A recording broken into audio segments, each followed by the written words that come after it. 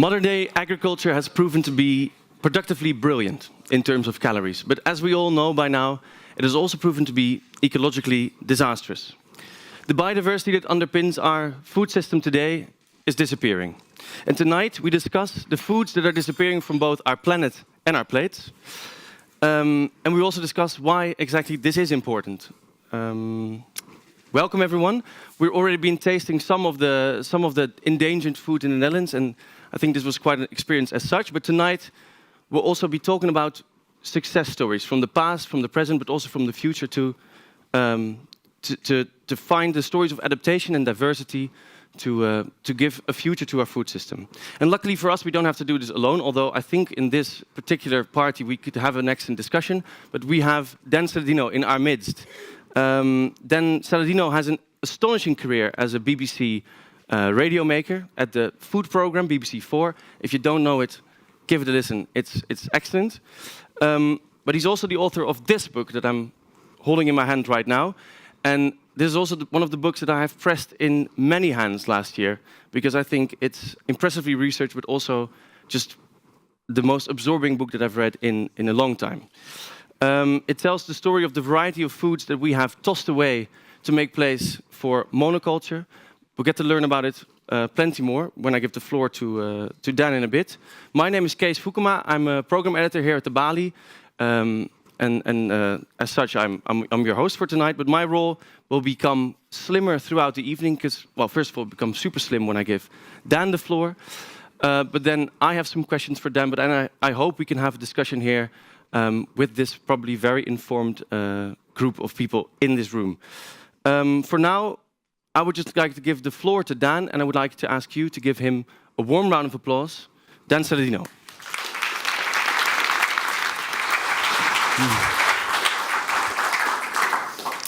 Thank you very much, Kees. And thanks very much for coming out this evening. It's wonderful to be here in Amsterdam and the Netherlands. I'm looking forward to not only this talk, but over the next couple of days, going on a bit of a mini tour in search of new stories. So meeting some of the producers of the foods that were tasted this evening by some of you in the earlier tasting. And my talk this evening really is to explain why diversity matters, why food traditions are important, and why we should care about endangered foods. And in some cases, I've told stories in the book of foods that actually have gone extinct.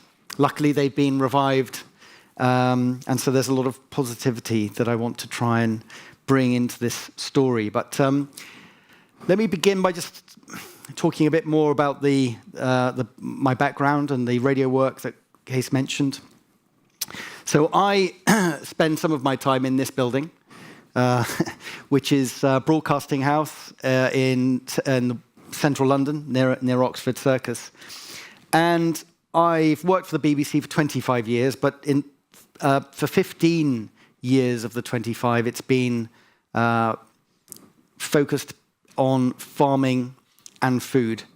And I was fortunate that I was invited to join a program that was created by Derek Cooper, who in the 1970s had traveled across Britain with a camera crew to film stories of food traditions in different parts of Britain that were disappearing. And it was called A Taste of Britain. And I think that the series went from 1972 to 78. And then in 1979, because he was so convinced that these stories of food traditions mattered, he approached BBC Radio and said, can we please make a weekly program telling food stories on the speech network I work on. And I think they were given six weeks, and he made programs that were very well received. And after the 6 weeks, he approached BBC managers and said, we think it's gone very well. We've told these wonderful food stories. The audience have loved learning about food history, food culture, food politics. Can we make some more? And they said, well, Derek, you've had 6 weeks, and it's only food. What more is there to say?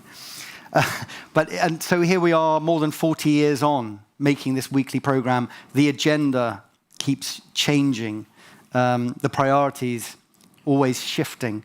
In terms of the stories we need to tell the audience. It's one of the rare programs around the world focusing purely on food. Not so much recipes, because recipes aren't great on the radio. So we talk about the economics of food, politics, science, and so on. My background also, I should say, has Sicily as one of the main characters in my own personal story. So when I was very young, I used to travel to the island because that's where my father grew up. He left when he was very young, but I kept a very close relationship with my Sicilian nonna and my cousins.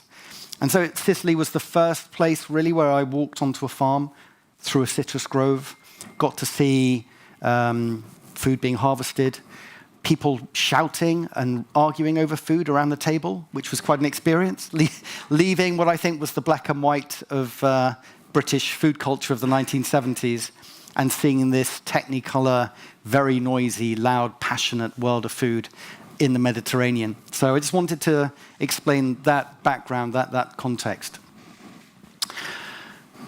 Sicily, for me, is fascinating because it has thousands of years of food history.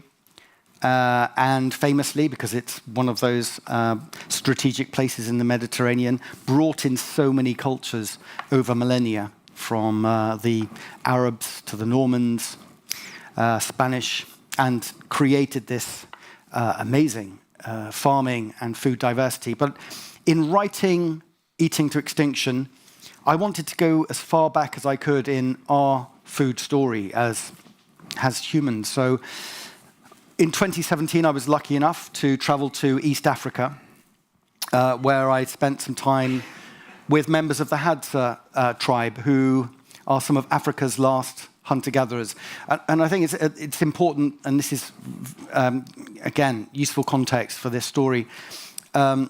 As humans, our most successful lifestyle to date has been as hunter-gatherers. So if you think 2 million years of bipedal humans, our human ancestors, walking on 2 legs, hunting, foraging, and approximately 10, 12,000 years of agriculture. So we're still through a bit of an experiment, really, when it comes to the long sweep of human history.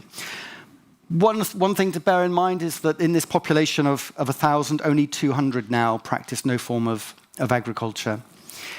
But the 200 that do are so intimate with the biodiversity of where they are that through the seasons, they have a potential menu of 800 different plant and animal species. So just hold that thought and just think about your own diets and how much diversity you encounter through the year.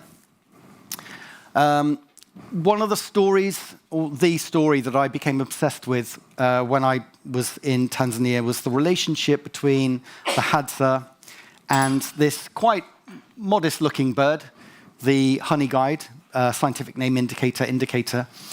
And the Hadza, their number one favorite food is honey.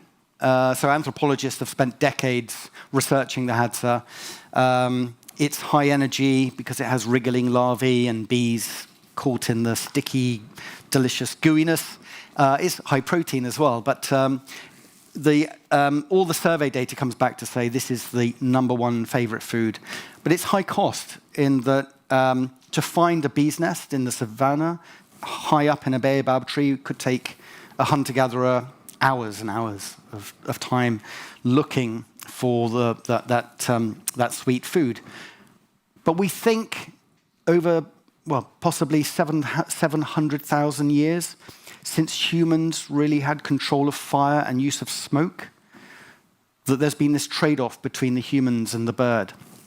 And what I saw was the Hadza hunters going out into the savannah, whistling a particular tune, which would then, hopefully, attract a honey guide bird, who would then respond by leading the hunter-gatherer to a tree where there was honey. The hunter-gatherer would then go up the tree and with smoke make it a safe a safer way in which the honey could be extracted, and would then leave behind some of the wax and the wriggling larvae for the honey-guide birds to enjoy. So we think that relationship, that conversation between humans and birds dates back around 700,000 years, at least, back to that time of humans controlling fire. But this conversation could be on the brink of extinction. It could disappear within our lifetimes after those hundreds of thousands of years, because the Hadza are at a pinch point now because there are farmers encroaching on their land. There is a land grab that's taken place in parts of the region where they are. And also, when I was there recording a radio program, there was a hut just on the fringes of where they live, and some of the most famous soft drinks brands in the world had somehow managed to get to this mud hut. And so one source of sweetness was being replaced by another. So again, that ancient conversation could be on the brink of extinction. So following on from that deep dive into our earliest history, so the first section of the book does talk about wild foods from different parts of the world. And then in the second section, I talk about that transition that was made by our ancestors, again, 12,000 years ago, where in this part of the world, so the Fertile Crescent, which covers, as you can see, many of the countries in this region: Syria, southeastern Turkey, Iraq, Iran. So hunter-gatherers here 12,000 years ago were interacting with wild grasses, and through selection, in some cases conscious, in some cases unconscious, they selected and domesticated those wild grasses to give us the wheat and the barley that provides the world with many of its calories or ingredients for other foods. So I wanted to understand, why does this history matter? Why do these... This is, in the parlance of some botanists, a center of origin. This is a region in which some of the world's most important foods originated.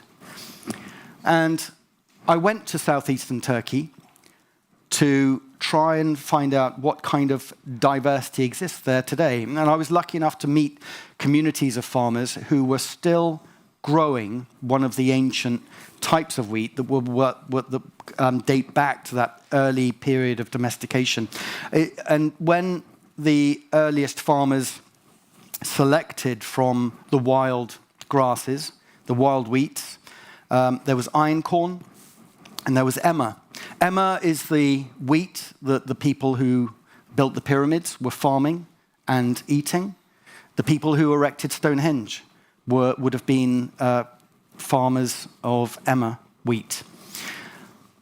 And in this part of Turkey that I traveled to, they were still growing emmer. So it's possible they were 8,000 seasons in to selecting emmer. And for them, they had a very deep connection with this wheat. They talked about their love of how it looked in the fields, how it tasted. To them, it was more than food. It was identity, tradition, their inheritance. For them, it was also medicine. They believed that this was an extremely important food, not just for the health of the soil, but also for their own health as well.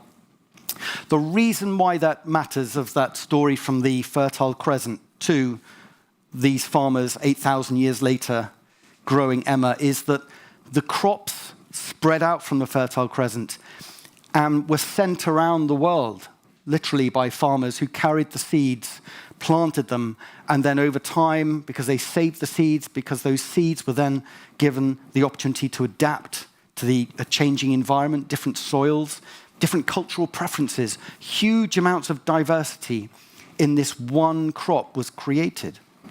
And so, buried deep into the Arctic, down a tunnel is Svalbard, the seed vault that is the backup for seed banks around the world. So it's very hard to have a sense of how much diversity there is in the food system, how much has been created over millennia by farmers Svalbard provides us with a clue. So if you think about some of the wheat that spread out from the Fertile Crescent that then adapted and evolved in different parts of the world, were then sent back by seed collectors and botanists and stored away in Svalbard, you now have more than 200,000 unique accessions of wheat alone. Huge amounts of diversity of the other crops that feed the world as well. So our story is one in which we domesticated, we spread as a species, farmers distributed seeds, seeds were allowed to adapt, and the crops allowed to adapt as humans took these crops and spread them around the world. But we know now that, and as Case mentioned earlier, we have a food system that means it's possible to grow a fruit in a tropical part of the world and for it to be shipped to another part of the world, thousands of miles away, and be one of the cheapest foods in the supermarket. And we do that through monocultures. We do that by selecting a high-yielding variety and growing it on scale. So, for example, banana cultivation around the world, on a scale in which you can fly over in an airplane and just watch this vast plantation of homogeneity unfold, because bananas famously are not grown from seed, they're grown from the suckers of individual banana plants, which means they are clonally propagated. They are genetically uniform. And, as you may already have heard as well, that this is making the banana an extremely vulnerable crop of the future. The reason being is we have one globally traded banana, the Cavendish, which was effectively selected in the mid part of the 20th century, and because it was high yielding and it could be transported overseas. But we extracted the fruit from the evolutionary battle with fungal diseases, for example. And so the fungal diseases that exist in the wild that are in an arms race with the fruit in the wild, it could no longer resist the fungal diseases that have evolved and adapted. And so the predecessor of the Cavendish, the Gros Michel, that was effectively impossible to cultivate on a scale by the 1940s and 50s. We introduced the Cavendish, and now it's being overwhelmed by the same fungal disease. There are no monocultures in nature, and so what we are now doing is trying to find alternatives to the Cavendish, because this monoculture is now extremely fragile. But it's not just bananas. So wheat, we again have a very small selection now of varieties out of that, 200,000 plus in Svalbard. We've bred from a very small gene pool, and so we have quite genetically uniform wheat that's being planted around the world globally, and no surprise, nature is catching up with this uniformity and exposing its weaknesses. And FSB and BLAST are just in terms of the farming sector to describe fungal diseases that are now costing farmers billions and billions of pounds and euros and dollars each year, because disease, again, is exposing the weaknesses of monocultures and uniformity. And famously, as we've expanded these monocultures, we have taken farming further into the reaches of natural biodiversity or wild systems. And this is why people suspect COVID has its origins in that interaction between the human,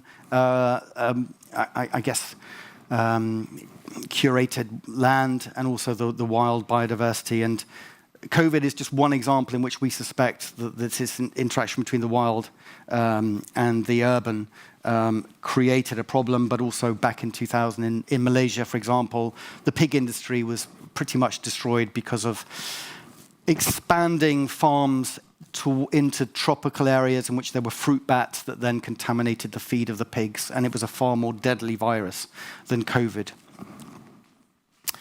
So the FAO believes that 75% of crop diversity has been lost in the last century. we have been in sharp decline in the disappearance of the genetic diversity that's been created over thousands and thousands of years. And making that possible, or running in parallel, is the consolidation of food and farming and the various industries that underpin so much of what we eat. And so seeds, which, one of the key foundations, really, of the food system, now mostly in the control of just four corporations. Half the world's cheeses are made with the starter cultures, the bacteria, or the enzymes, the rennet, from one company based on the outskirts of Copenhagen. The genetics of the global pig industry all can be traced back to one breed of pig, with devastating consequences, by the way, back in 2017, 2018, when half the world's pig population was pretty much wiped out with African swine fever in China. And I mentioned the bananas, that 1,500 different types of bananas exist around the world, but we rely on just one, which is now fragile, vulnerable. None of this is new. So 100 years ago, there was the famous Russian botanist Nikolai Vavilov traveled across 5 continents. His childhood, his adolescence was shaped by stories of famine in Russia.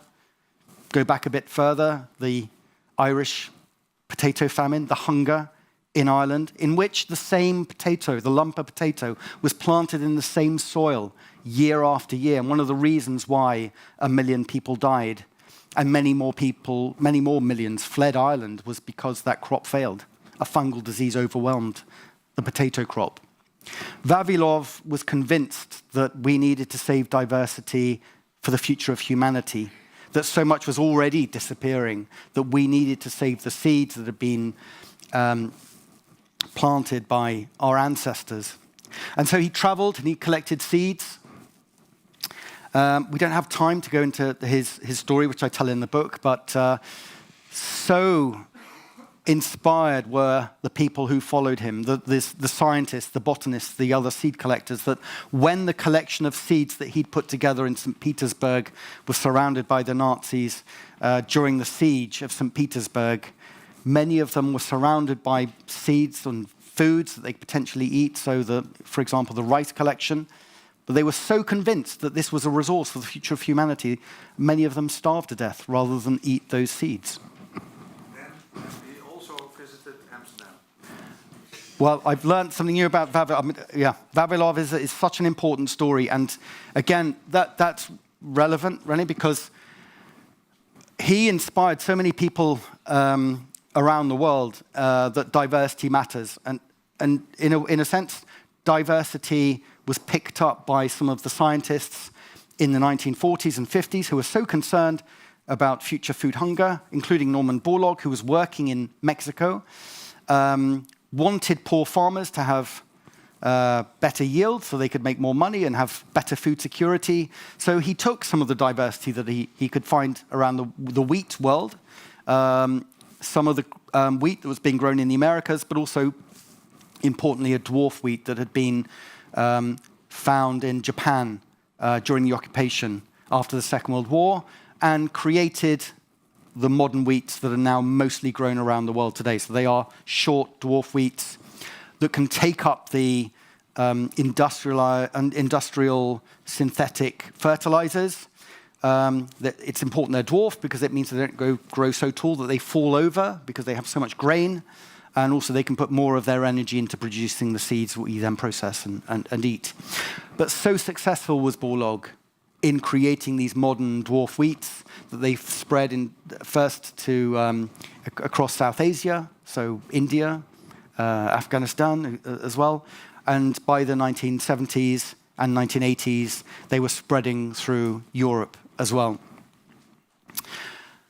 But as we know, Vavilov didn't just visit Amsterdam. He also visited America and interacted with botanists, including a guy called Harry Harlan. This is his son, Jack, who in the early 1970s wrote a scientific paper called The Genetics of Disaster.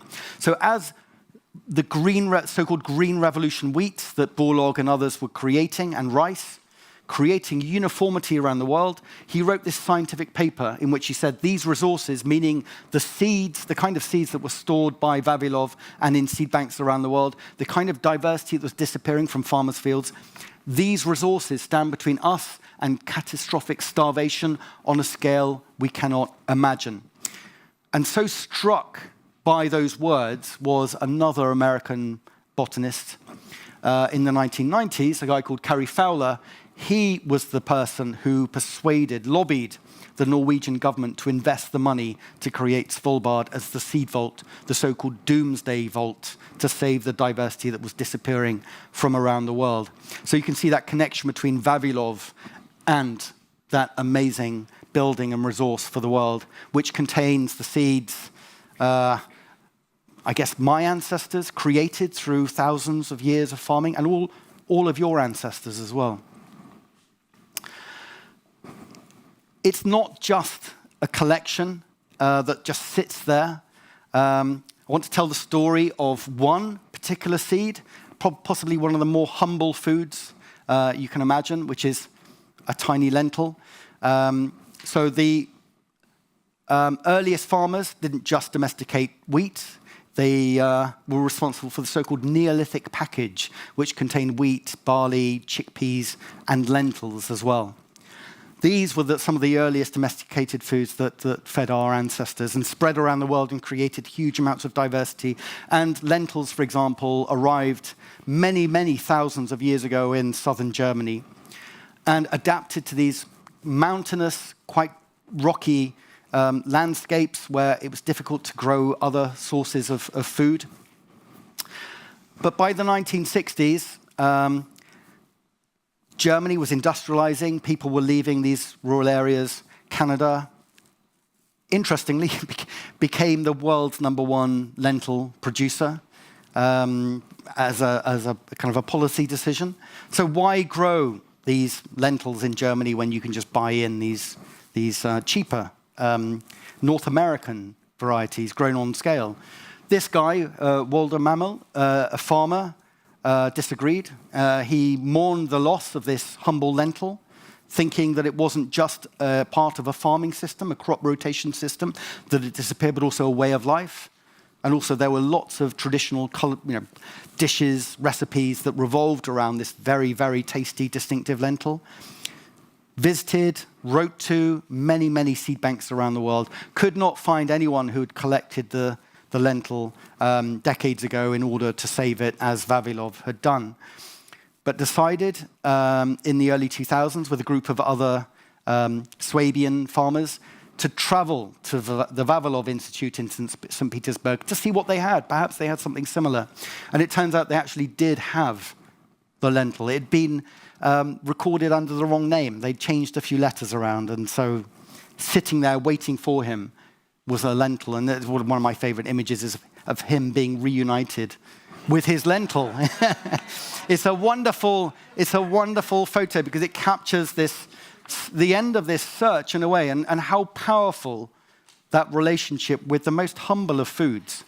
That connection, I mean, I envy him for having such a strong connection with that farming and food history in Swabia. But there he is. And this is a living tradition now, because he inspired 200 other farmers in Swabia to start growing the lentils. His story then traveled to different parts of Europe. And in Sweden, there were young farmers who looked back through monastic records about what people were eating, these long, slow-cooked stews involving peas and beans that were adapted to these quite, again, rough northern European conditions. And that Swedish story inspired some farmers in England to start looking back through our history. And it turns out that we were growing fava beans during the Iron Age. And they've set up a company. And so this is, these are traditions that are living today and actually providing an income and, again, wonderful, delicious food of the future. So back to the Fertile Crescent, because I want to just turn from plants and cereals to animals and meat. Because not only in the Fertile Crescent were our early farming ancestors, domesticating lentils and barley, but also cattle. As you can see, sheep, goats. There were 2 lines of domestication of the pig. One of them was in this region as well. And so these animals also were taken by early farmers and farmers through the millennia, and they adapted to different conditions, different temperatures, different altitudes, different sources of food. Huge amounts of genetic diversity was created.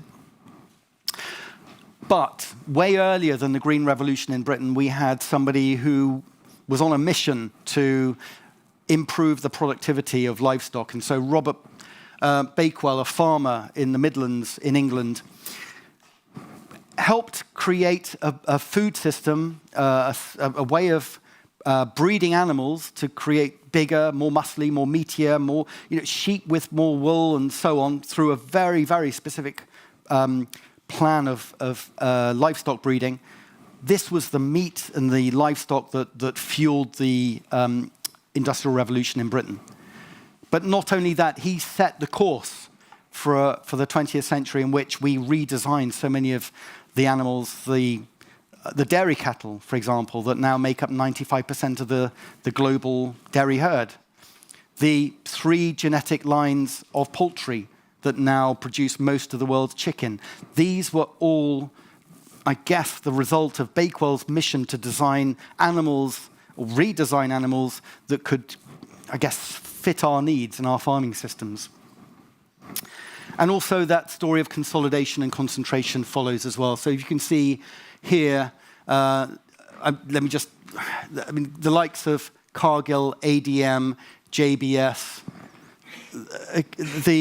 I guess the control of meat production around the world is now falling into fewer and fewer hands. Interestingly, when you think about some of the alternative proteins that are now making their way onto the market, and some of the novel technologies that are replacing meat, you see the similar players here who are obviously investing in an alternative future. However, there are many, many people around the world who are interested in, and I guess dedicating a lot of their lives to saving food traditions. And this is where I came across the Ark of Taste in Terra Madre, which started off in the 1990s as a way in which members of Slow Food could protect regional foods and flavors in Italy. It grew as a catalogue, effectively an online catalogue, for people to say, this is where I am in the world, this is my disappearing food. I want people to understand its history and also why I believe it should be saved. So this catalogue now has more than 5,000 foods from more than 150 different countries. And the stories in Eating to Extinction all come from the Ark of Taste. And again, my travels around the world in search of these endangered foods and meeting the people who were saving them, for me to understand why did you want to save these foods? And obviously, resilience is one of the reasons why diversity matters. We now understand that increasingly. It's also, the Ark of Taste can take you into the origins of other foods as well. So, for example, a food on the Ark of Taste from Albania called mishavin took me to the mountains of the northern part of Albania, where it became clear to me why did humans start making cheese? Well, it meant that by taking livestock, with livestock, you could settle in parts of the world which would be impossible to if you were farming crops. So people could take goats, sheep, cattle high up into mountain pastures, the mountain pastures capturing the energy of the sun and obviously the nutrients in the soil as well. That energy and those nutrients being consumed in the form of grasses and herbs and wildflowers by the animals, who would then produce milk that could be then transformed into this dense, solid block of energy and nutrition that could be then taken back to the villages or to the slopes of the mountain where people could survive the harsh winter when there was no food. So again, just this mind-blowing ingenuity of our ancestors in that relationship with nature and with animals as well.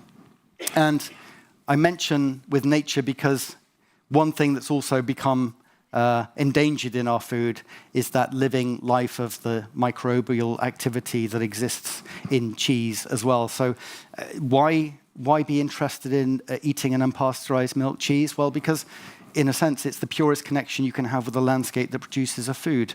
The breeds of animal that will then be feeding on the grasses and those wild herbs, and all the microbes that exist in that landscape captured in the milk, then transformed into cheese. The flavors of a place. It isn't about going back in time.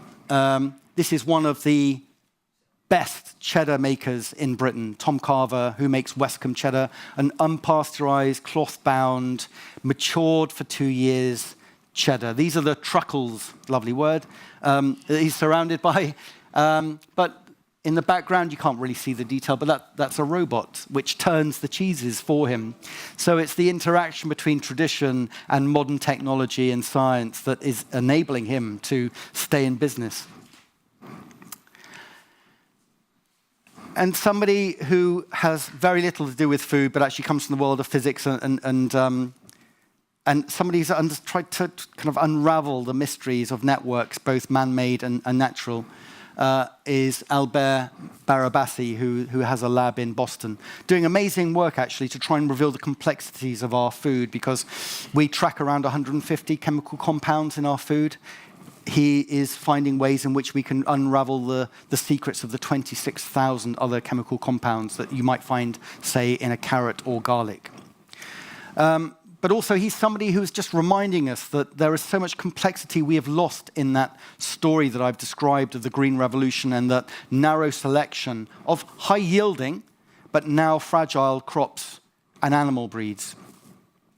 And you know, he talks about the fact that we have been blessed by these technological scientific breakthroughs in many ways, but we haven't really understood the full consequences when we do so, which is why, like a child taking apart a favorite toy, he says, we have no idea how to put it back together again. And in riding reductionism, we run into the hard wall of complexity, which is where I think we've arrived at, really, with this current food system. In a space of a few short decades, we have completely changed the way the world produces food, primarily through the Green Revolution and its legacy. We focused on uniformity. We allowed the world to become more homogenized in the way we farm and the food that we eat and process. But we are starting to see the consequences of that uniformity. And this is why the science is so exciting as well. There are many examples I could give of new science revealing why we should care about this complexity, why food traditions aren't just relics of our history that belong in a food museum, that they actually are extremely valuable resources. And so going back to what I was saying about the Hadza, through the seasons, consuming 800, or had this potential menu of 800 different plant and animal species.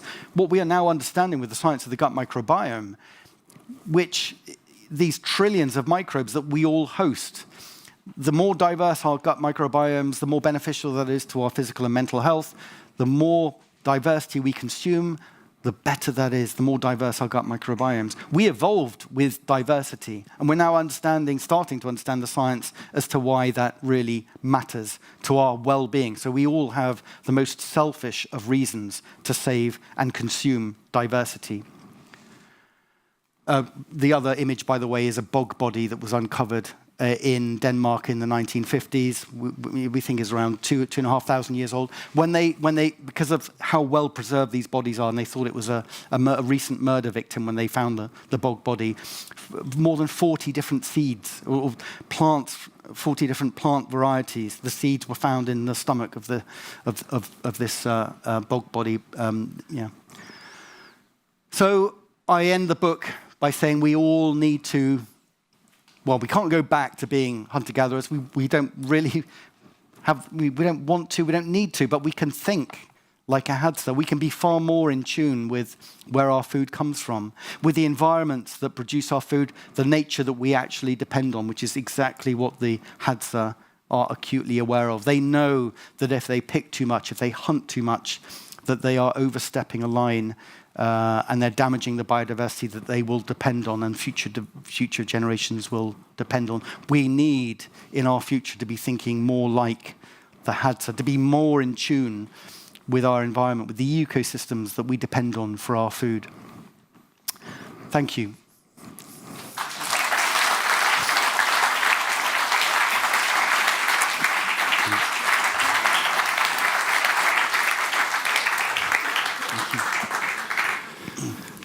Well, Dan, thank you very much for that very, very put together story. Thank you so much. Thank you. I like the idea that when we will start to think like a Hadza at some point, maybe we will. But I like to think that you are indicator.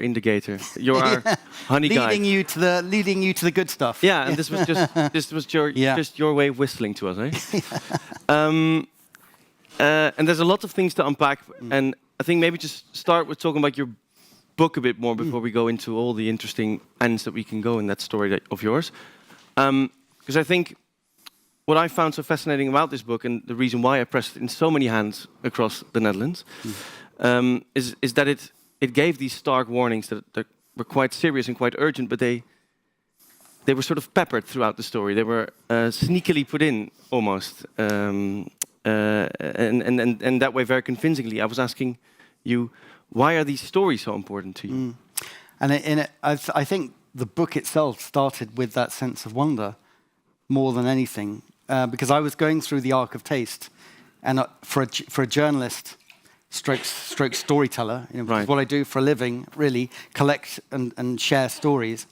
I felt like I'd stumbled across this treasure trove of the Arc of Taste, which I all encourage you to take a look at, because it's a website with a drop-down menu. You can just travel around the world virtually, take a look at, or you just focus on cheeses.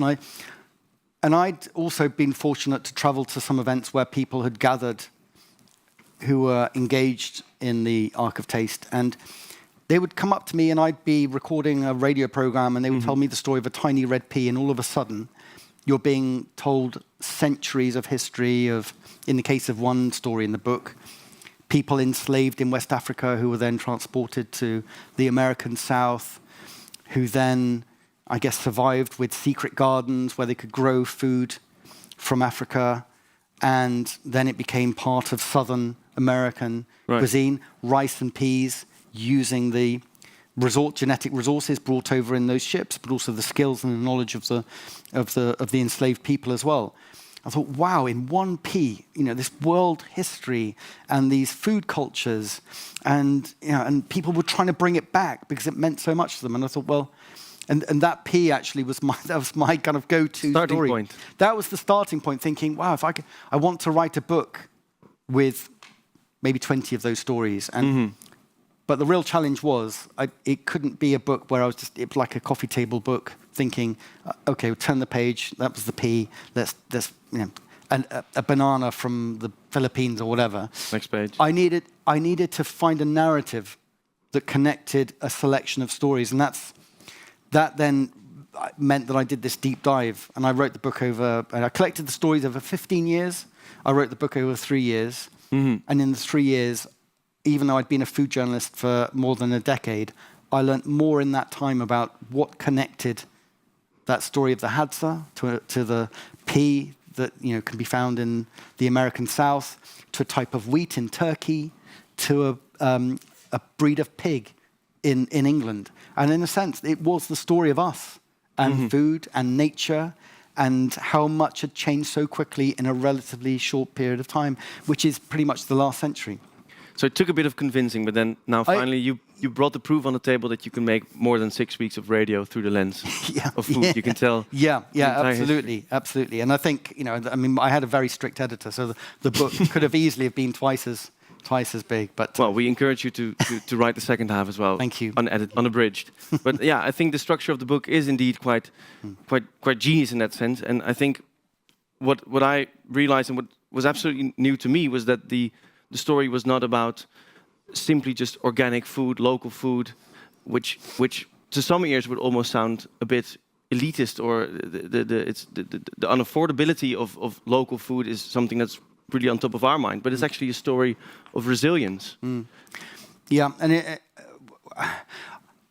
there are various timescales in the book. I mean, I even reference going back, 3.5 billion years in some cases to the Cambrian explosion. Diversity is the story that threads through the book, which is why I wanted to talk about hunter-gatherers, which is why I wanted to talk about the centers of origin, a term that actually Vavilov coined, because we had become so disconnected with that sense that we had evolved and coexisted and in fact helped create huge amounts of diversity. Yeah. So for me, thinking, is this a book about conventional or organic or meat or no meat? I just felt that this was the bigger story. This was the deeper story of us as a species. And something that you say is really interesting, because you said the diversity that we helped create. And when I think about biodiversity, or at least when I talk with an ecologist about biodiversity, most of these species are better off without us. So they would, the ecology would manage quite well. But a lot of these foods, a lot of these plants, and a lot of these crops, they can't really survive without us. Yeah, and in a sense, that there is a paradox there, that obviously we have been the most successful species in global, in planetary history. Therefore, we have transformed the world, and at the same time, the Hadza included. There are many periods of human history in which we have had a much more harmonious relationship with nature and also with animals as well. But what we did do was, I guess, through adaptation and that ingenious spread of humans and the way they were able to adapt to different extremes as well, they created food diversity, agricultural diversity, agrobiodiversity to survive. Yeah. And that's why I think the story of Svalbard is so important, because that's the evidence, really, of how much diversity exists around the world. Take any crop, wheat, maize, millets, whatever. It's just each one comes with a fascinating story. And about the stories of the future and the success stories that we need in terms of diversity for a future of food, because we have plenty of challenges to face in our food system today.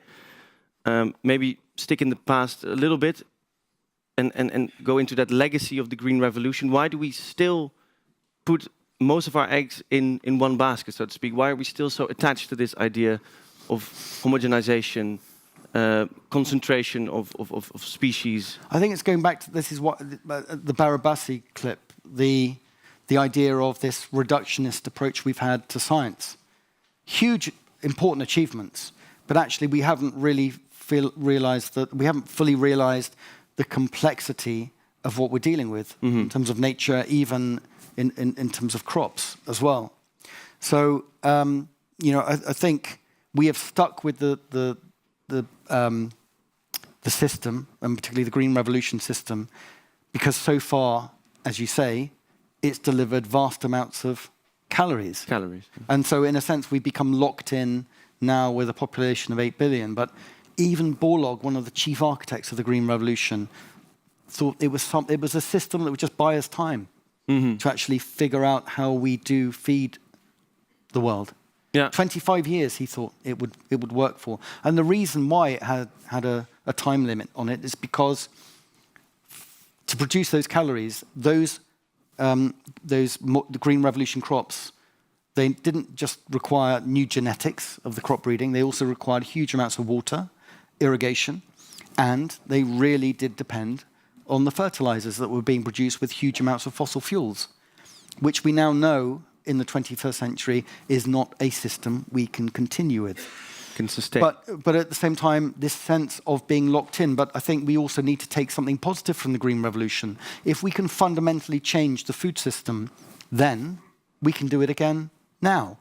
And we have far more scientific understanding of the impact. If we produce in this way, it will have a knock-on effect or consequences in this particular way.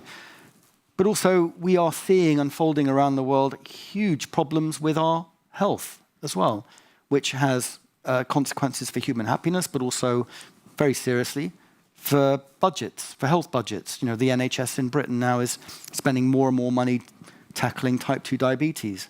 That's because we focused on a small number of crops producing lots of refined carbohydrate, which is detrimental to our health. Same situation in India. So they expanded rice cultivation under the Green Revolution. They displaced lots of traditional and diverse crops, obesity, type 2 diabetes, nutrient deficiency in the population. Next year, the UN has declared will be, in its food sense, the year of millets. And the reason why that is because... The year of? Millets. Millets. Millets, which are these tiny, tiny grains. Mm-hmm. A huge diversity. Sorghum is an example of a millet. Pearl... Barley. Pearl millets, another example as well. Huge diversity.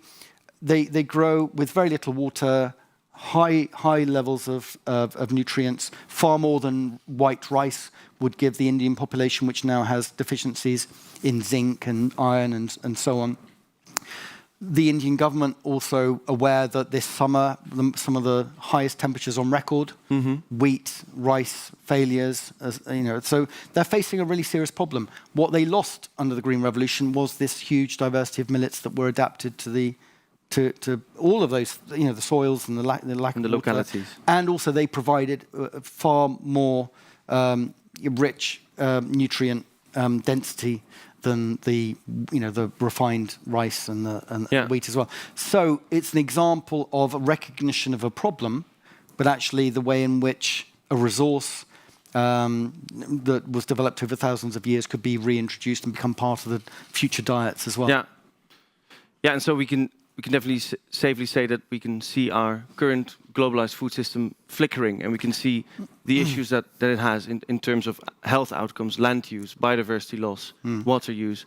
And what pathways do you see to sort of also unhinge the food system a little bit from that grip, that huge concentration of power that you explained? What pathways do you see out of there? Well, I think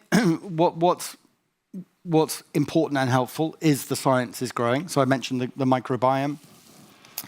In the UK, for example, there are crop research stations that are now taking wheat back tens of thousands of years through its evolutionary history to bring more diversity back in. And this is a research centre that actually provides seed for most of the farmers in Britain.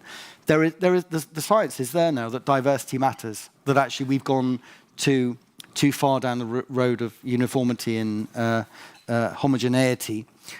What's missing is the political response, because I think, obviously, I've just talked about thousands of years of food and farming history, and we have governments that operate... Yeah, you do the same thing in the House of Lords. Yeah, well, yeah, that operates in 4 or 5 year electoral cycles. So, and obviously, what's disappointing about the COP process as well is that what makes this whole system possible is the billions and billions of euro and, again, pounds and dollars in subsidy that just kind of completely underpins, makes possible the production of these uniform crops. Right. That then produces huge amounts of cheap ingredients for the food industry to process to produce extremely unhealthy food. Right. So that's a political decision, but there's no excuse now that it is informed by science that we need to change the way we farm, and I guess the kind of diets that we need for the future. Somebody in a conversation earlier, somebody mentioned this isn't something that the farmers can do themselves. No. I mean, the farmers have been sent on a mission in the last 60, 70 years to do what we've asked them, which is to produce huge amounts of calories, because we were so worried about hunger around the world. Which they did extremely well. They've done that extremely well, and that was the mission that they were sent. We now need a new mission, a different mission, which needs to be underpinned by diversity for resilience, to decouple ourselves from this extractive system, and also to provide the food that we will benefit from. And so if we pretend for a second, and I don't want to strip you of all the stories and also the romance that goes into a book like this, but if for a second we imagine you were standing in the Dutch Parliament, for example, where we still have lots of livestock agriculture that is subsidized by both the European funds and also still by Dutch funds. We have a big problem with the nitrogen leaching at the moment. We have we have a farming crisis at the moment. If you would turn the story of diversity into a manifesto, what would be your first bit of advice to the Dutch Parliament? Well, actually, I would start at nothing. This is not about an overnight revolution. It's taken us a long time. Well, we're talking about long sweeps of history, but also in terms of the last 100 years. It's a system that needs to be changed in a very careful way. But this is why my view is that some of the most interesting radical work has taken place at a city level. So if you think, for example, in terms of Copenhagen and public procurement, the way in which they had an idea that if you changed the contracts of ingredients going into schools and hospitals, prisons, care homes, you can send out a really powerful message, and also one of reassurance to the farmers that they can actually start to change and fulfill those contracts. So I think those are really powerful political levers that you don't need to wait for national governments to act. At a city scale, I think a lot can be achieved. So then it is also sort of a mistake perhaps to start with, this is what we demand from the farmers, this is how we want change to see, but you're telling that I think through the demand or through the city you can build more public robust procurement systems. Again, I think the farmers need a signal that actually, that they can respond to a demand in that way. Yeah. Yeah, I think there's definitely... But also, farmers are responding already to global events. So, for example, in terms of Russian invasion of Ukraine, the impact on not only the grain supply chain, but also the ingredients and the supply of fertilizer. Huge numbers of farmers in the UK are now responding by going back through and looking at crop rotation as an alternative to just putting the same fertilizers into the same plot of land. Right. They are actually looking at a more resilient and cost-effective system of using crop rotation because of the global politics of what's unplaying. So similarly to how the Alpen lentil was able to inspire fava beans in the UK, this negative story also inspires farmers already to make a shift and realize that wheat is under attack and they have to... Yeah, and also I think there's as I mentioned, it's the combined impact of energy prices, fertilizer prices, and also at the same time, this other story of resilience and the impact of crop diseases as well. Yeah. I mentioned earlier that I was at the British Guild of Beer Writers, which is attended by some of the biggest brewers in Britain. And they're really engaged in actually bringing diversity into the barley cultivation in the UK and elsewhere, because again, they are seeing problems of yields not improving at all, but also the impact of, there's very little resilience in that commodity crop now, because it's been designed to do one thing very well. But if all the factors aren't in place, including the availability of fertilizer, it's a system that starts to break down. And do you think these juggernaut companies that you sort of, like, if I think about a big brewer, these are juggernaut companies who are definitely attached to one of those four companies that you illustrated earlier. What change can we expect from them? Do you sometimes see hopeful? Well, I think one of the important characters that I quote in the introduction is Emmanuel Faber, who was the CEO of Danone, who actually appeared in one of the slides because Danone is one of the biggest players in the dairy industry globally, who in 2019 in New York at a UN event called on the food industry to change, because he was saying, we have lost so much biodiversity, the food system that we've created will not be able to continue as it is into the future. He made a business case for biodiversity to be a priority for the food industry. So I think there is and I think that huge amounts of money being invested by companies such as Unilever, for example, in trying to bring greater diversity back into their supply chains. Can they do it on a scale? I think the jury is still out. If you can actually create more complexity in supply chains for these big juggernaut companies, as you describe them. But I have no doubt. In fact, there's lots of evidence that there is huge amounts of recognition. Yeah. And I suppose we're going to need success stories in terms of adaptation and diversity all across the board, and not only from small localities, but also from big corp. But I think for now, I think we're going to have a wonderful discussion with you all here about thinking about the future food system. And I think that's going to be very interesting. But first, but also hopefully stories of wonder as well, because I think this is the other thing. It's obviously what I'm trying to do is explain why this matters. But I think also I didn't want to lose sight of the fact that this is just such an amazing, wonderful story of human ingenuity and food history and diversity around the world. Yeah. Beautiful stories of food diversity. I did kill the vibe a little bit, I think, with all these questions. But luckily, the book will be available, and the book is full of bewilderment and awe. And so we'll get back to that feeling of awe. But for now, I would like to give the floor to a professor of food philosophy, Michiel Korthals, who's going to sort of break us into the more public bit of this evening. And then we're also going to have a conversation afterwards with some people who are actually changing the food system, building very local, robust systems. But for now, put your hands together for Michiel Korthals.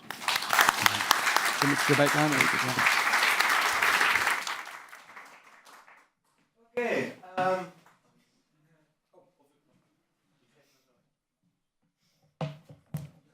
It's okay. Yeah. Yeah. I'm a farmer. And a philosopher. I have some questions. Which organism becomes stronger in hibernating? Which organism can be eaten twice? Which organism has 100,000 collaborators? It's this organism. St. John's Ray. St. John's Rogge. It's the ray with the long stem. You have already heard from Dan. Borlaug was in favor of short stem. And it's amazing. All philosophers' questions concentrate on a long or a short stem. It has everything to do with money, greed, ecology, social values, and so on. St. John's Rogge has been selected by the Slow Food Company, the Slow Food Group. It's not the company. It doesn't work? Apparently not. Oh, okay. Together with 100 Dutch agricultural products. It belongs to the Ark of Taste. And they are growing sustainable, tasty, and the production process is fair, as it is called. It's called, according to the name of John the Baptist, not the evangelist. The birthday of John is June 24, and that's also mostly the date of sowing. And a little weeks later, a year later, and little weeks later, the day of harvesting. It is a land race, which means that it is very place-bound. So the place, the location, is the main thing that farmers had in mind to cultivate this crop. It's particular on sandy soils in the Netherlands, so let's say het Gooi, but also in the east of the Netherlands. But then, because it's so place-based, it has first different names, but also different characteristics. So you see the place-basedness, and place-based means not only that it has an impact on the plant, but also an impact on the people. So it's culture. It's really local culture that is connected with it, and meaning to life, because all kinds of festivals and so on are connected with this very humble crop. According to my studies, around 20% of agrarian land in the Netherlands was 150 years cultivated with this array. However, with the growth of the livestock sector, so especially after the Second World War, huge exports of dairy products, meat products, was the aim, which means also that animal feed, was the main thing that should be cultivated on the agrarian land. So what you see in the Netherlands is that the last 30 years, this 20% of Dutch agrarian area of array is now used for maize mostly. And maybe it's not only 1%. You showed 1% in the world of, what was it, a land race, a certain land race, on your slide? In places like Turkey, for example, they're now down to about 1% of what they grow is land race. I guess it's 0.1 in the Netherlands. So it's a tiny area that is cultivated. In my I have 12 hectare, but maybe 3-4 hectare in rotation of this type of array. What do say the scientists and the industrial agriculturalists? They say, what the heck with these plant heights? Let's genetically reduce them. The plant then can concentrate all its energy, all its nutrients in the kernels, in the ear, and in its protein content. Well, there are laboratories that have studied my crops, and there is no difference in nutrients between this land race and the Boerlaug land race. The Boerlaug patented, they are patented, the other ones. So you have to pay for them. Okay, there are different types. So in the Veluwe you have creeping rye, kruiprogge. In Brabant they have the long straw rye, and it is a rye that mostly is used in a mixed cultivation, which means also that because it is so long, you have underneath other crops, and especially crops that can fertilize the soil, so like clover or peas. So that's what we do also, mixed cultivation. So there are several types of cultivation. The first one is the most authentic, and it's in my view it's quite difficult because I live in a dense populated area. But so this was 100 years quite normal. The crop is sown in July. Let me see. It's sown in July, and its first cut is in October, November. And so what happens then is that the sheep are chased into the area, can eat this first cut. So that's the reason that I said this can be eaten twice. The sheep, with their light feet, in fact, in a way, they keep the soil flexible. So don't put cows in the area. Put sheep in it. They are lighter. They have lighter feet and so on. That's what happened. And then it hibernates, and in winter, all the energy goes into the soil. So then you have these 100,000 collaborators, all these microbes that work in making the roots especially longer, but also give the roots a lot of nutrients. So the root growth is a kind of impact, an effect of this collaboration between microbes and the plant itself. So it's interesting to see that modern soil ecologists, they have very interesting concepts. So they talk about communication, the communication of microbes with the roots, with the tip of the roots especially. According to Darwin already, the tip of the roots are the sense organs of the plant. It's not the leaves, but the tip of the roots. So they communicate, they recognize each other, they trust each other, and soil scientists even speak about they care for each other. So if there is not enough food in the area, microbes and the roots, they distribute the food equally. A very interesting phenomenon.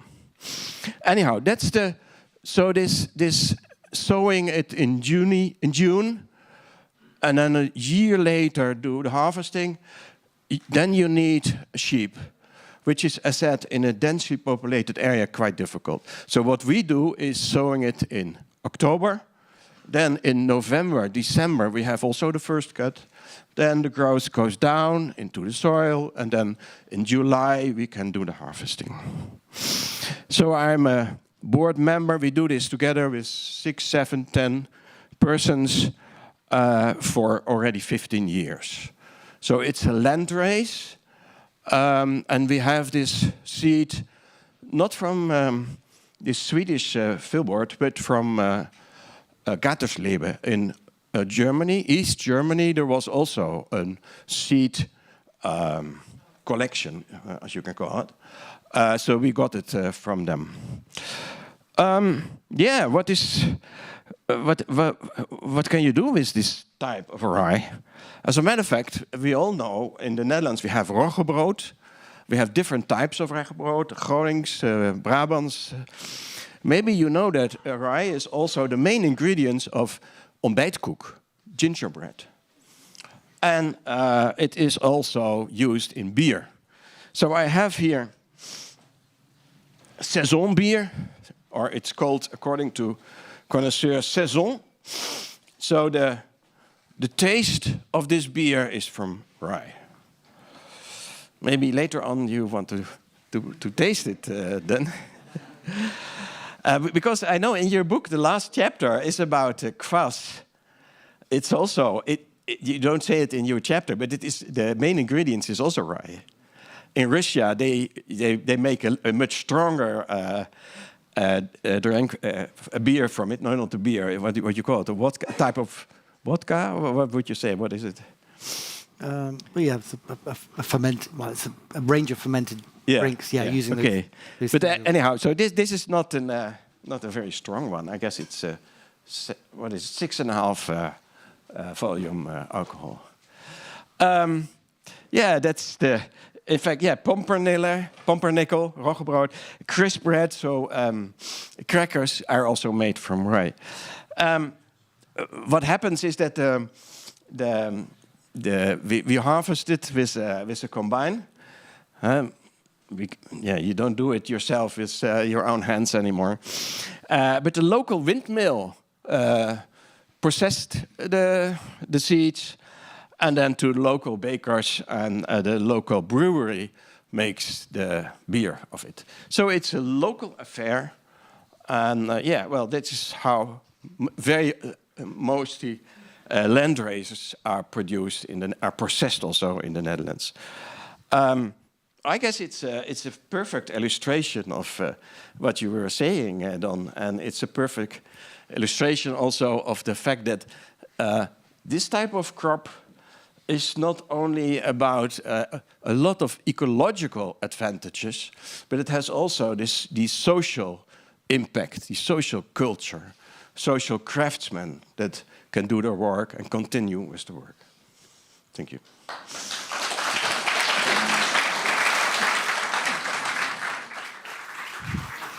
Ik ga hem lekker in beeld neerleggen. Yeah, let's continue the rest of the evening with the rye in front of us. Thank you, Michiel. I suppose we have to open these beers soon, and then We don't have. Let's do that. Dan, please. Thank you, Michiel, for that. I believe wonderful illustration of what a crop can do in terms of not only ecological benefits but also social impact. And I think it's about time for you to start thinking about your questions that you might have for Dan, because we're gonna head in that area quite soon. Mm-hmm. But for now, also I wanted to talk to a couple of people on the front row here, because not only is Sint-Jansrug an excellent example of how we might learn from the past, but also for the people who are watching at home, we have been tasting, a lot of us, the Ark van de Smaak tasting. We've been tasting this tempeh, for example, made from beans long forgotten, beans that haven't played a very big role in our food system in the last couple of years, but have in our history. And I wanted to talk to a couple of people on the front row about this tempeh. Maybe you, Lois, because one of the questions is, and I think this is always a question when you talk about slow food and the slow food tradition, is that we want to keep this heritage alive. We want to talk about these foods, but not cherish them like we would a museum piece, for example. We really want to keep them alive. And I think this tempeh might be a good way to illustrate that. So how do you intend to keep the beans alive without treating them like a museum piece? That is a hard question. And I really believe in what I said before is eat them and not just talk about them, but really eat them and spread them throughout the Netherlands. So not just in articles and books, which is also super important, but then also having tasting them at the same time. And that is what we want to do with the tempeh. We are making tempeh, but our mission is to bring the beans back because we're only eating a few Dutch beans now, and there's so many out there. And I think eating them is what is gonna bring it all back. And strictly speaking, this wouldn't be traditional or something. That making tempeh of these beans is not something that generations of Dutch people have been doing here all the same. But you dare to do it anyway. Is that how you tend to keep it alive? Yeah, I think so. I think surprising people is also a factor. Not just, like you said, eating the old dishes, but really surprising people with new ways of cooking them. You see a lot of chefs now doing that as well, like finding new ways to cook the foods that we have been eating forever, and surprising people with the way they can taste and different ways they can, the taste can develop. Yeah. And not keep it as some sort of fossil for...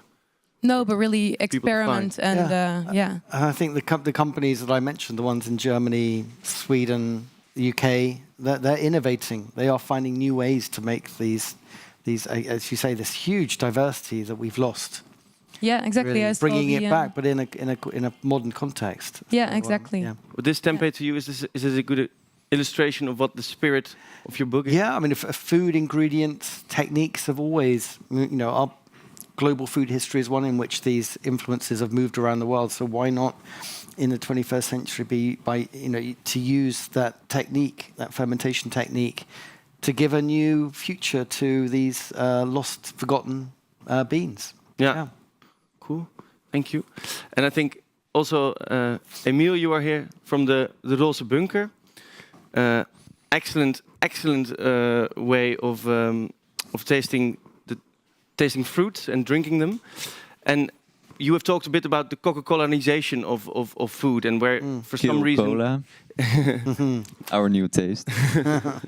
Yeah. Nice to meet you. Yeah. And you are trying to combat this Coca-Colanization, but from keeping food alive as well.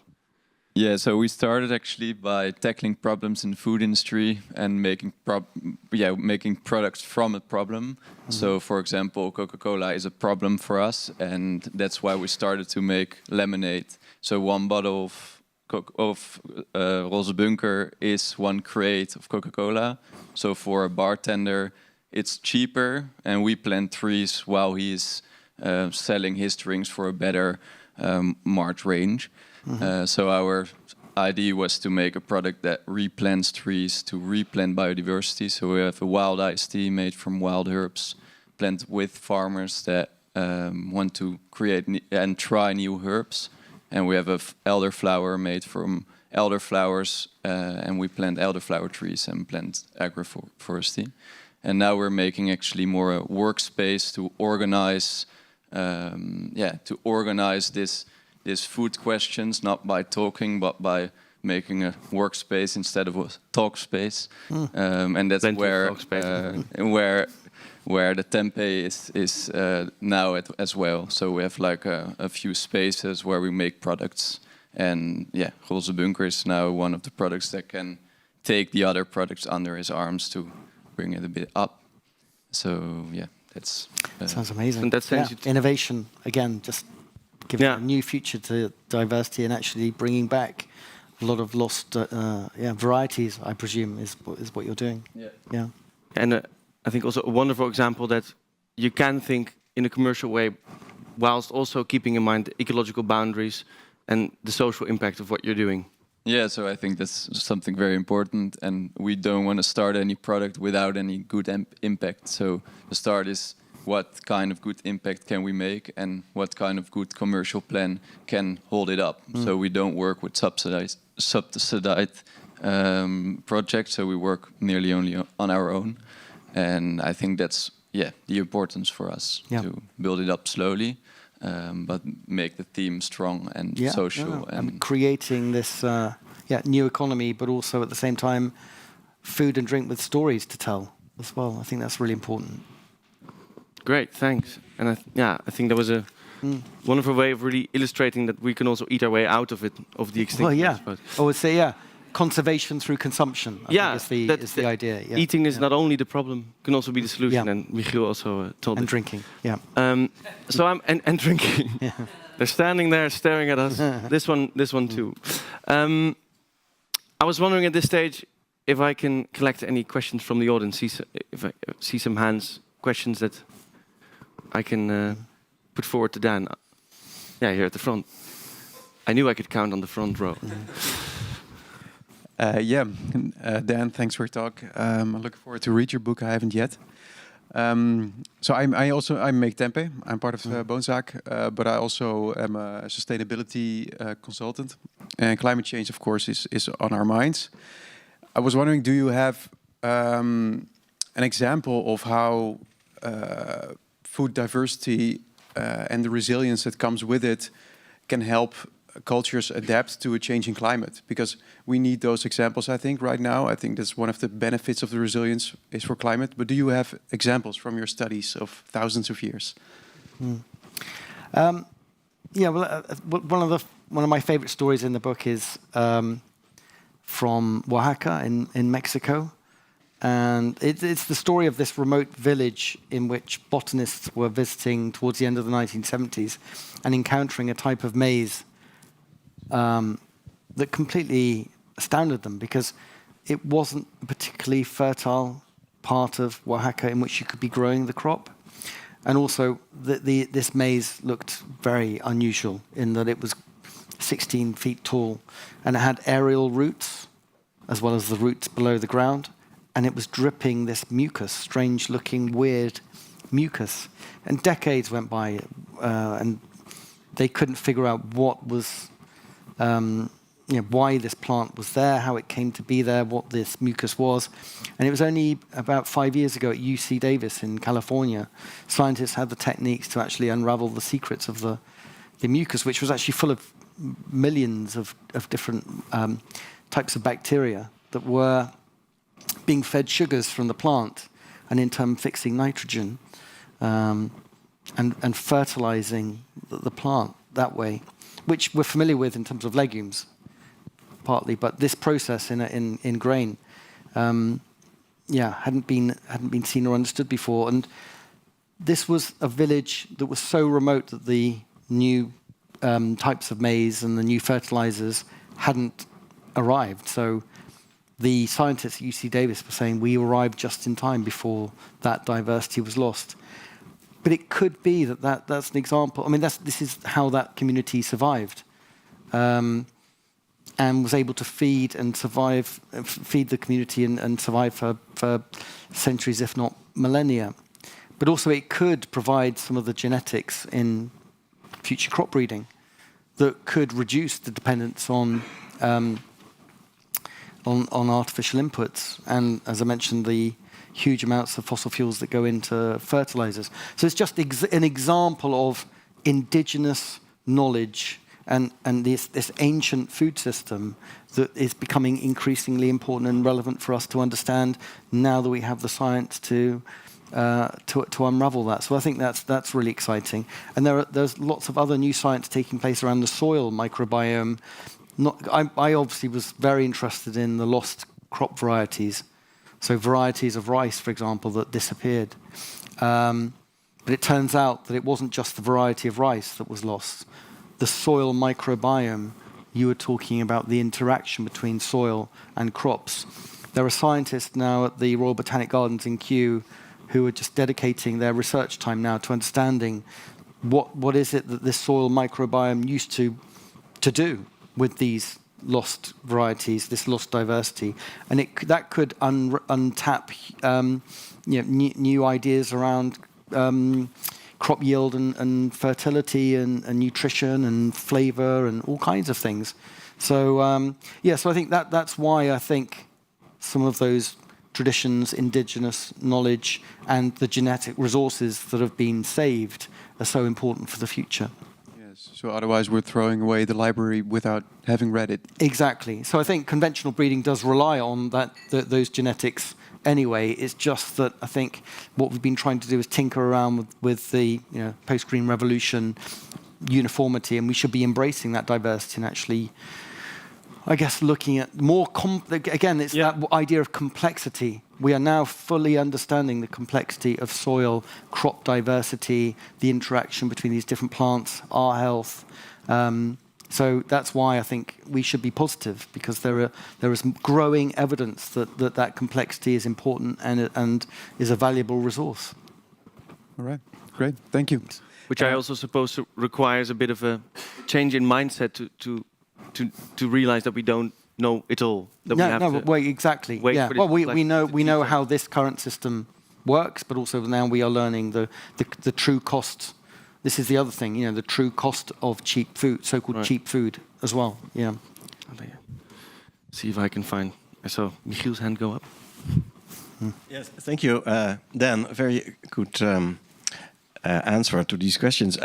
But I have an issue that I'm thinking about for a long time. I mean, what you hear when agricultural scientists and agronomists speak about improving crops, they are thinking about genetically improving it. What I am doing with the rye is not improving the crop, the genetically improving, getting better crops or crops that are resilient against pests, but I'm looking to the ecosystem. What type of crops can assist this crop? What type of soil can assist this crop? So it's a very different type of, let's say, improving crops. So, and then you don't need these very elaborate laboratory research. What do you think about it? How would you? Well, so I think there is a huge amount to be gained by looking at some of the existing problems might not be solved by a new breeding program, but actually by restoring some of the lost diversity. That's why in the book I tell the story of in Orkney, which is again an extremely harsh, exposed part of the North Atlantic, in which there's a tradition of growing barley. Now, with the green, with the modern barley, under the perfect conditions, it will be high yielding. So if the water, the season, and huge amounts of fertilizer, you will get a good yield. In a bad year, when some of those factors aren't in play, you will not sometimes have any grain at all, much of a harvest.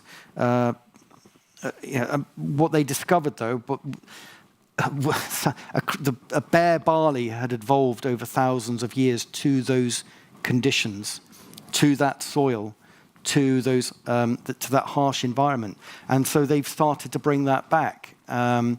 Luckily there's one mill that still exists where they have the grinding stones for that particular type of bare barley, and people. I mean, it's in high demand, so economically it's working out as well for the mill and the growers. But agronomists there have found that the solution isn't about adding more fertilizer or more fungicides, but actually it's about looking at the crop diversity that adapted and evolved to those conditions.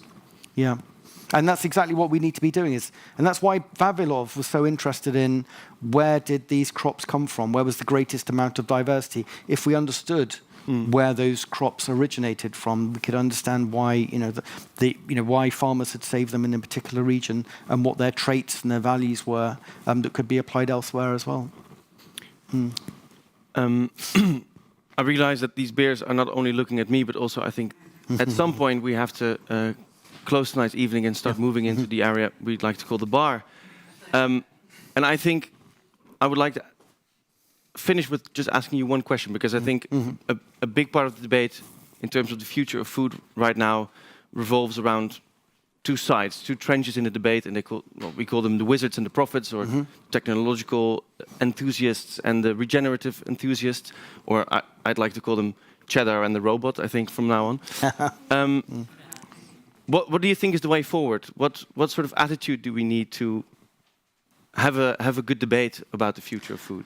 Well, in the epilogue, which is titled "Think Like a Hadza," because I think a lot of it is down to our decisions and our awareness of where our food comes from, and I make a case that the foods that I profile in the book aren't going to feed the world, but it will be a better food system in which they are no longer endangered and at risk of extinction. So, in many parts of the world, that conventional green revolution system will continue.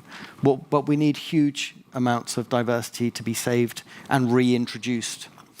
And let the research continue.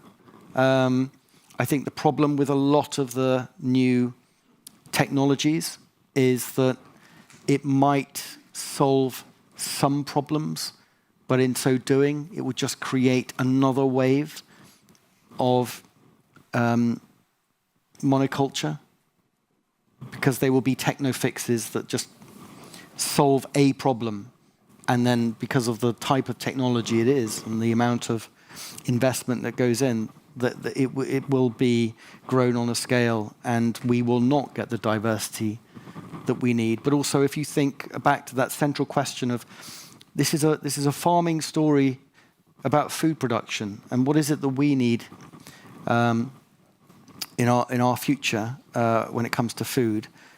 And this is why I wonder about some of the new technologies. I wanted to tell the story of the pasture and the cheese and the amount of huge complexity that exists in traditional farming systems that bring together soil, pasture, microbes, types of breeds, genetics of different crops around the world. If you think you can replicate that in a technological system that produces an alternative protein, I'm not convinced.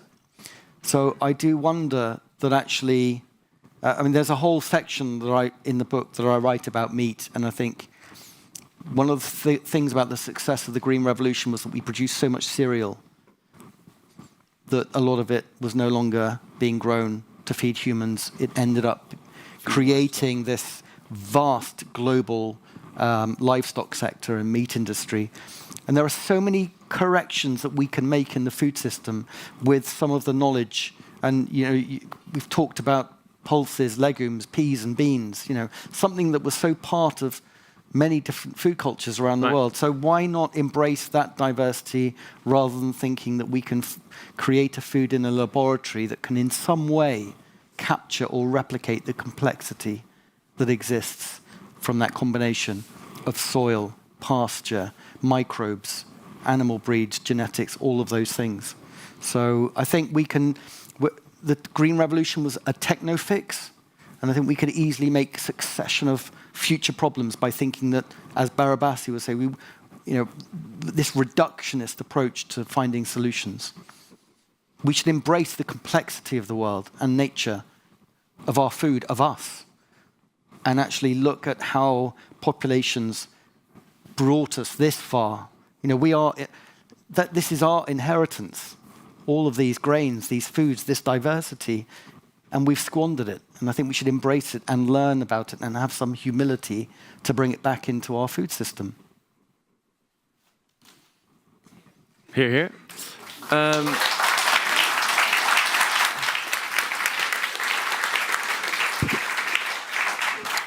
So, in terms of closing remarks, I think you did very well. So I'm not going to add a lot, but I think as we can conclude what Veselov said, time is short, time is short. I guess he was right. For now, I would like to thank you all for being here tonight. This was a night of slow food and the Balie, but mostly a night of Dan Saladino. The book will be available right there. Yeah. The book will be published in Dutch. Yeah, and the harvest season next year. Next year. So you get a little bit of news there.